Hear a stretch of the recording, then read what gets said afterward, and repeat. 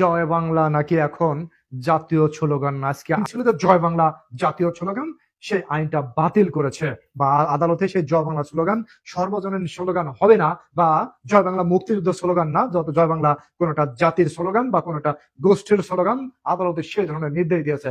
বন্ধুরা, এই জয় বাংলা স্লোগান পাকিস্তান আমলে বন্ধ করেছিল সেই পাকিস্তান শাসক বাহিনী, পাকিস্তানের সেই রাজাকার বাহিনী যারা জয় বাংলা জয় বঙ্গবন্ধুকে ভয় পাইতো, তারা বন্ধ করেছিল। বিভিন্ন সময় বিভিন্ন লোকে এই জয় বাংলা স্লোগান বন্ধ করেছে, কিন্তু কোনো ফয়দা হয়নি, কোনো কাজ হয়নি। কিন্তু এখনো এই সেই 2024 সালে ডিজিটাল যুগে এসে ডিজিটাল বাংলাদেশে বসে বঙ্গবন্ধু শেখ মুজিবুরের কন্যা শেখ হাসিনার ডিজিটাল বাংলাদেশে বসে জয় বাংলা স্লোগান নাকি দেওয়া যাবে না। জয় বাংলা স্লোগান আমি দেব, জয় বাংলা স্লোগান আমি দেব, তোরা যদি পারিস কিছু করিস। জয় বাংলা জয় বঙ্গবন্ধু, জয় বাংলা জয় বঙ্গবন্ধু। শেখ হাসিনার সরকার বারবার দরকার, উন্নয়নের সরকার বারবার দরকার। শেখ হাসিনার সরকার বাংলাদেশের উন্নয়নের সরকার, শেখ হাসিনা সরকার বাংলাদেশের জনগণের সরকার। দিস ইজ প্রুফড, পরীক্ষিত, এগুলো পরীক্ষিত সত্য। শেখ হাসিনা সরকার যে বাংলাদেশের জন্য কাজ করেছে, শেখ হাসিনা সরকার যে বাংলাদেশের জনগণের জন্য কাজ করেছে, এটা প্রুফ। আমরা জয় বাংলা বলতে ভয় পাই না, জয় বাংলা বলবো। জয় বাংলা যেখানে, জয় বাংলা যেখানে বন্ধ করার আইন হবে বা জয় বাংলাকে যেখানে বন্ধ করে দেওয়ার চেষ্টা হবে, সেখানে দাঁড়িয়ে, অর্থাৎ তাদের বুকের উপর দাঁড়িয়ে আমরা জয় বাংলা স্লোগান দেব। এমনই আমরা বঙ্গবন্ধুর সৈনিক, এমনই আমরা মুজিব সৈনিক, শেখ হাসিনার সৈনিক, আমরা মুক্তিযুদ্ধের চেতনা বিশ্বাস করি। এই জয় বাংলা স্লোগান, এই জয় বাংলা স্লোগান দিয়েই মুক্তিযুদ্ধে ঝাঁপিয়ে পড়েছিল নিরস্ত্র বাঙালি সেই পাকিস্তানের হানাদার বাহিনীকে। পাকিস্তান হানাদার বাহিনী এক একটা ধরে লাথি মেরে পাকিস্তান পাঠিয়ে দিয়েছে জয় বাংলার স্লোগানের উপরে। সেই জয় বাংলা স্লোগানের উপর আঘাত আসতে আছে প্রতিনিয়ত। প্রিয় বন্ধুরা আমার, আপনাদের কাজকর্ম সবকিছু ঠিক আছে, যারা আমার জয় বাংলার সৈনিক যারা আমরা আছি, সবাই আমাদের কাজকর্ম সবকিছু 100% ঠিক আছে। আমরা এখন দেখতে পাচ্ছি যে প্রতিটা নিউজের কমেন্টসে আমাদের জয় বাংলার গুণগান। প্রতিটা নিউজের মিনিমাম 90% কমেন্টস জয় বাংলা শ্রমিক, জয় বাংলার সৈনিকদের মিনিমাম 90% কমেন্টস। এনি পোস্টে, not only this post, any post, any news portal, minimum 90% comments জয় বাংলার লোকজন দিয়ে থাকে। এবং বঙ্গবন্ধুর আদর্শের যারা, বঙ্গবন্ধুর আদর্শকে যারা ধারণ করে, মুক্তিযুদ্ধের চেতনাকে যারা বিশ্বাস করে, তারা সম্পূর্ণভাবে সেই 1971 সালের পক্ষেই সেই সমস্ত কমেন্টস করে থাকে, শেখ হাসিনার পক্ষেই সেই সমস্ত কমেন্টস করে থাকে। আপনারা দেখেছেন এই যে বর্তমান যারা উপদেষ্টা আছে, অবৈধ উপদেষ্টা, অবৈধ সরকার, সম্পূর্ণভাবে অবৈধ উপদেষ্টা যারা আছে, শুধু মিথ্যা কথা, বানোয়াট ভিত্তিহীন, একদম মানে মিথ্যাবাদীর বাচ্চা, মিথ্যাবাদী এরা সবাই। মানে সমস্ত কথা মানে মানে কি যে বলে, মানে দিনকে এরা দিন, যেমন এখন রাতকে দিন বানাতে চায়, দিনকে রাত বানাতে চায়, আর মানুষকে বোকা বুঝাইতে চায় যে শেখ হাসিনা সবকিছু চুরি করে নিয়ে চলে গেছে। যদি পারেন আপনারা, যদি এখন যারা ক্ষমতা, যদি পারেন একটা মানে দুর্নীতি মামলা দেখান শেখ হাসিনা নামে, যে শেখ হাসিনা দুর্নীতি করেছে, একদম মানে চাক্ষুষ প্রমাণ দেখান শেখ হাসিনা দুর্নীতি করেছে। শেখ হাসিনা এই ব্যাংকে 3 কোটি টাকা রাখছে, এই ব্যাংকে 10 কোটি টাকা রাখছে, সেটা জনগণকে দিতে ভুলে গিয়েছে। জনগণের টাকা শেখ হাসিনা ব্যাংকে রেখেছে, শেখ হাসিনার পার্সোনাল ব্যাংকে রেখেছে, পার্সোনাল ব্যাংক থেকে শেখ হাসিনা সেই টাকা দিতে ভুলে গেছে। এমন যদি পারেন একটা তথ্য দেখান। বিএনপির নেত্রী 3 কোটি টাকা রেখেছিল তার একটা ব্যাংকে অ্যাকাউন্টে, সেটা গরিবের টাকা, সে দিতে ভুলে গিয়েছে। আচ্ছা, আমার কাছে একটা কথা বলুন তো, গরিবের জন্য যে টাকাটা আসলো বাংলাদেশে, একজন প্রধানমন্ত্রীর হাতে 3 কোটি টাকা আসছিল, হ্যাঁ, সেই 3 কোটি টাকা 10-12 বছরে তারা কিন্তু সেই 3 কোটি টাকা দেয় নেই, গরিবদের দেয় নেই। আচ্ছা, এটা নাকি ভুলে গিয়েছে, এটা কি ভুলে গিয়েছে? আচ্ছা বলেন তো, এই মানে একটা অনুদান আসছে, হ্যাঁ, সেই টাকাটা তিনি দেন নেই, এটা ভুলে গিয়েছেন, এটা কি হয়? এটা কি মেনে নেওয়ার কথা? যে আমি টাকাটা, যেমন এই যে ত্রাণের টাকা উঠিয়েছিল, হ্যাঁ, বন্যায় কবলিত যে 2024-এর যে সমস্ত সমন্বয়ক আছে, বাটপার সমন্বয়ক, হ্যাঁ, তারা যে ত্রাণের টাকা উঠিয়েছিল, ত্রাণের টাকা তুলেছিল, হ্যাঁ, সেই টাকাগুলো নাকি অ্যাকাউন্টে রেখে দিয়েছে। বন্যা চলে গেলে তারা টাকা দিয়ে কি করবে? হ্যাঁ, বন্যা যদি চলে যায়, বন্যার সমস্যা যদি সমাধান হয়ে যায়, তাহলে টাকা দিয়ে কি করবে? মানুষ লজিকে বিশ্বাস করে।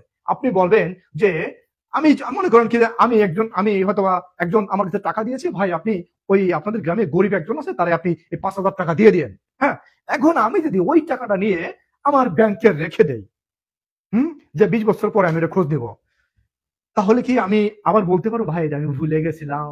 10 বছর পরে আমি কি বলতে পারবো ভাই এটা আমি ভুলে গেছিলাম, সরি আমাকে মাফ করে দেন, হ্যাঁ আমি এটা ভুলে গেছিলাম টাকাটা দেওয়ার জন্য? তখন সে যে টাকাটা দিয়েছিল, তখন সে কি বলবে? বলবে তুই বাটপারের বাচ্চা বাটপার, তুই চোরের বাচ্চা চোর, তুই এটা ভুলিস নাই, তুই ইচ্ছা করে দিস নাই। হ্যাঁ, এটাই বলবে সাধারণত মানুষ। আমাদের প্রধানমন্ত্রী শেখ হাসিনা নামে আপনারা জানেন যে পারমাণবিক বিদ্যুৎ কেন্দ্রে 500 কোটি ডলারের একটা, মানে প্রথমে যখন আমাদের প্রধানমন্ত্রী শেখ হাসিনা যখন ইন্ডিয়া গেল, প্রথমেই মানে 10-12 দিনের মধ্যে, প্রথম 10-12 দিনের মধ্যে 500 কোটি ডলারের একটা দুর্নীতির অভিযোগ তুলেছিল। কিন্তু সেই রাশিয়ার সেই রোসাটম কোম্পানি, সেই পারমাণবিক বিদ্যুৎ কেন্দ্র, পারমাণবিক বিদ্যুৎ কোম্পানি তারা সেটা ক্লিয়ার করেছিল যে না, শেখ হাসিনা যখন নির্বাচন করবে 2024 সালে যখন নির্বাচন করবে, তখনও চক্রান্ত করা হয়েছিল, তখন এই ধরনের গুজব ছড়ানো হয়েছিল শেখ হাসিনা নামে। শেখ হাসিনা সম্পূর্ণভাবে নির্দোষ। তখন কিন্তু বাংলাদেশের সব অবৈধ উপদেষ্টা তখন চুপ হয়ে গেছিল। অবৈধ রাজনীতিবিদ যারা আছে, যারা মানে কি বলে যে চোর বাটপার, চোর বাটপার, মিথ্যাবাদী, প্রতারক, ধোঁকাবাজ, এই সমস্ত রাজনীতিবিদরা তখন চুপ হয়ে গিয়েছিল। আমাদের প্রাইম মিনিস্টারকে আমরা ভালো করে চিনি, আমাদের প্রাইম মিনিস্টারকে আমরা পাই টু পাই চিনি। আর একটা কথা যে আসিফ নজরুল আমাদের প্রাইম মিনিস্টারকে বলেছে যে পুরো গোষ্ঠী নাকি চোর বা চোর প্রধানমন্ত্রী। আমি বলবো আসিফ নজরুল ইজ বাটপার নাম্বার 1। বাংলাদেশের ভিতরে আসিফ নজরুল বাটপার, সিটার, চোর, গুন্ডা, বদমাশ, চোরের বাচ্চা চোর হচ্ছে আসিফ নজরুল। তা না হইলে পরা একজন ইন্টেরিয়র গভর্নমেন্ট, প্রিয় বন্ধুরা আমার, একজন ইন্টেরিয়র গভর্নমেন্ট তিনি, মানে তত্ত্বাবধায়ক সরকার, তিনি আমাদের প্রাইম মিনিস্টারকে বা প্রাইম মিনিস্টার ফ্যামিলিকে মানে চোর বলেছেন। এটা কি কখনো মেনে নেওয়া যায়? এর তীব্র নিন্দা এবং প্রতিবাদ জানাই।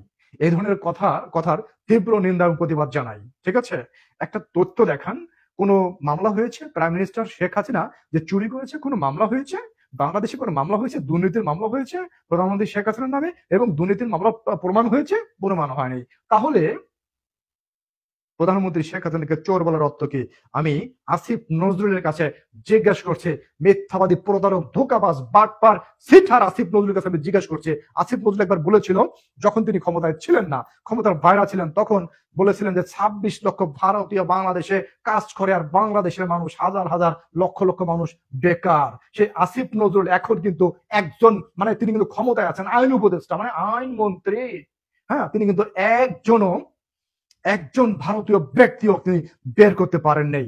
এটা চরম ব্যর্থতা আসিফ নজরুলের। তার মানে আসিফ নজরুল প্রমাণিত হয় যে আসিফ নজরুল উস্কানিদাতা, একজন প্রতারক, একজন ভণ্ড, একজন বাটপার, একজন চোর। কারণ কি, তার কথাগুলো ঠিক নাই, ভণ্ড, বাটপার, প্রতারকের। আরেকটা কথা বলি বন্ধুরা, যে দেখেন বর্তমান বাংলাদেশের অবস্থা।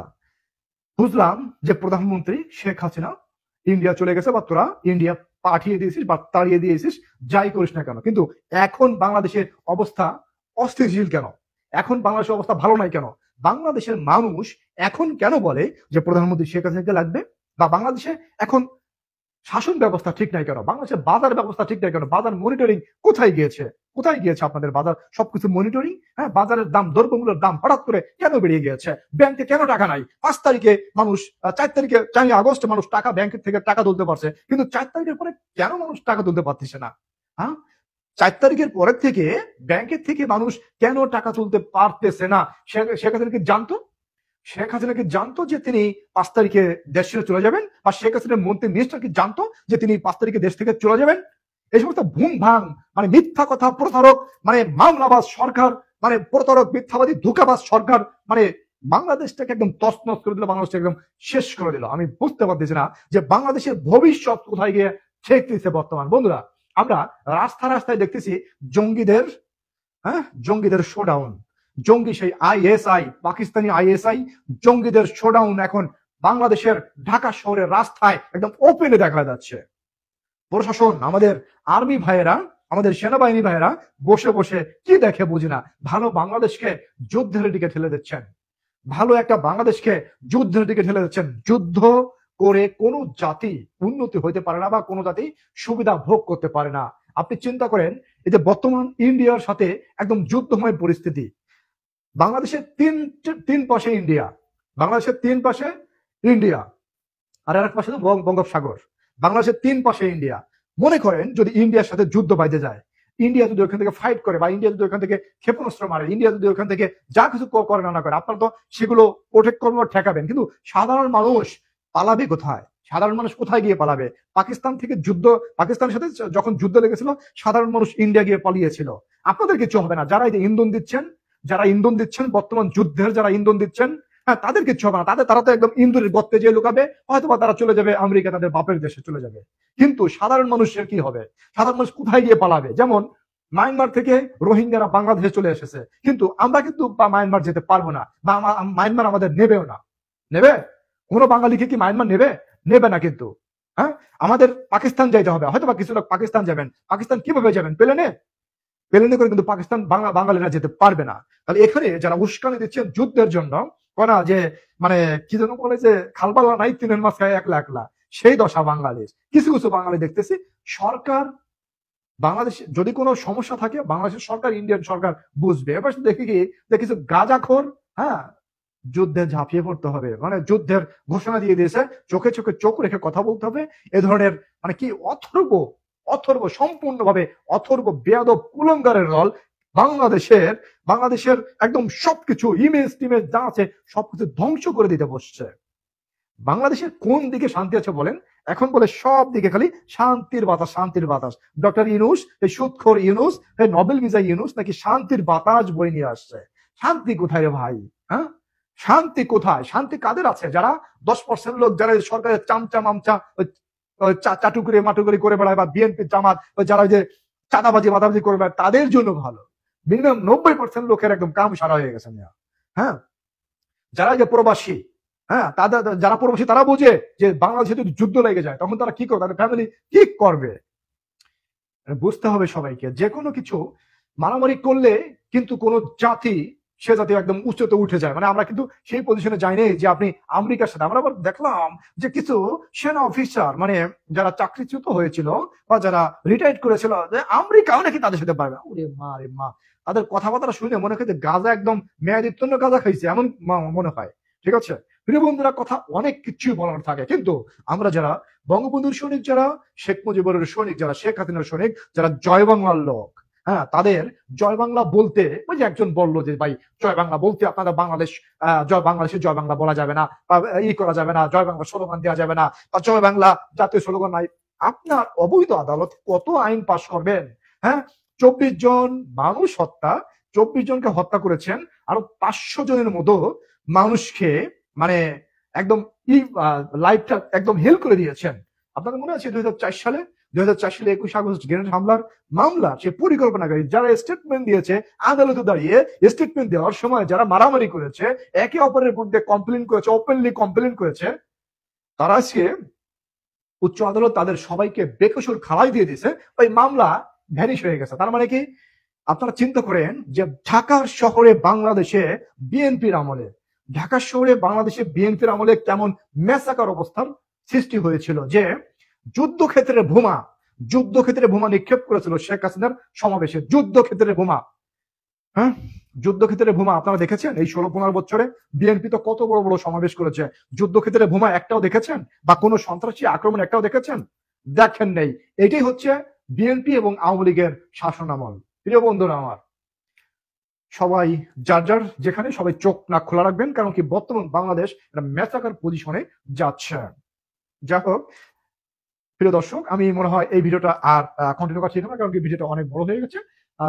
যারা লাইভে ছিলেন, যারা উপস্থিত ছিলেন লাইভে, যা অনেকেই কমেন্টস করেছেন, আসলে কমেন্টস গুলো পড়ার তেমন আমার ইচ্ছা নাই, কারণ কি অনেকেই ভালো ভালো কমেন্টস করেছেন। সবাইকে অসংখ্য ধন্যবাদ, যারা লাইভে ছিলেন এবং লাইভটা যারা দেখবেন তাদের সবাইকে অসংখ্য ধন্যবাদ। দয়া করে এই সমস্ত লাইভ একটু বেশি বেশি করে শেয়ার করে দিতে হবে। এবং আমি এখানে আপনাদের শুধু কমেন্টস করতে বললাম, যে কোনো নিউজ মিডিয়া দেখেন না কেন, নিউজ মিডিয়া দেখার লগে লগে আপনি নিচে কমেন্টস করে দিবেন জয় বাংলা জয় বঙ্গবন্ধু, জয় বাংলা জয় বঙ্গবন্ধু।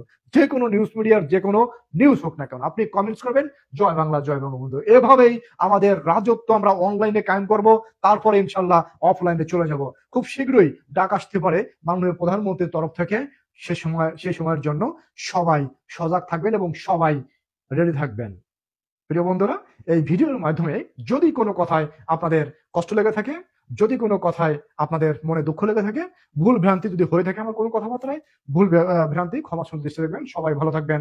সালাম আলাইকুম। জয় বাংলা জয় বঙ্গবন্ধু।